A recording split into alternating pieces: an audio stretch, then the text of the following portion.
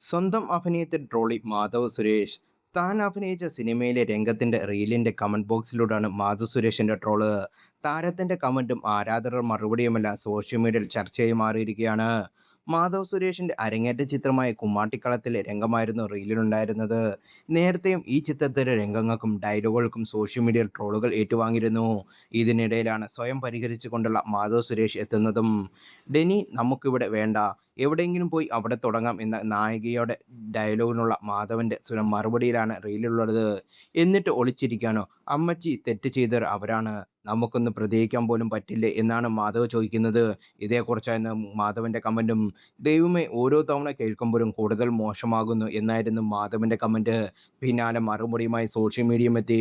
നിങ്ങൾ പഞ്ച് പറയുമ്പോൾ അച്ഛനെ അനുകരിക്കാൻ ശ്രമിക്കുന്നതായി തോന്നുന്നു. നിങ്ങളുടെ അച്ഛൻ മോളിവുഡിന്റെ ഇതിഹാസമാണെന്നറിയാം. പക്ഷേ നിങ്ങൾ നിങ്ങളുടെ ശബ്ദവും മോഡുലേഷൻ വേണം സംസാരിക്കാൻ. അദ്ദേഹത്തെ അനുകരിക്കാൻ ശ്രമിക്കരുത് എന്നായിരുന്നു പ്രതികരണം. ജെനറ്റിക്സ് ആയിരിക്കാം സഹോദരാ. ഞാൻ ആരാനും ശ്രമിക്കുന്നില്ല. എൻ്റെ അച്ഛനടക്കം. ഞാൻ എൻ്റേതായ ഇടം കണ്ടെത്തുകയാണ്. ചിലർക്ക് എൻ്റെ ജീവിതത്തിൽ നല്ലത് നടക്കാൻ ഇഷ്ടമല്ലെന്ന് അറിയാം. എനിക്കത് പരിചയമായി കഴിഞ്ഞു എന്ന് അയാൾക്ക് മാധവ് മറുപടിയും നൽകിയിരിക്കുന്നു. അതേസമയം നല്ല സംവിധായകന്റെ കയ്യിൽ കിട്ടിയാൽ ആള് സെറ്റാണ്. വോയിസ് മോഡുലേഷൻ നാടകം ഫീൽ ആയിപ്പോയി ഈ തുടർ സിനിമയിൽ.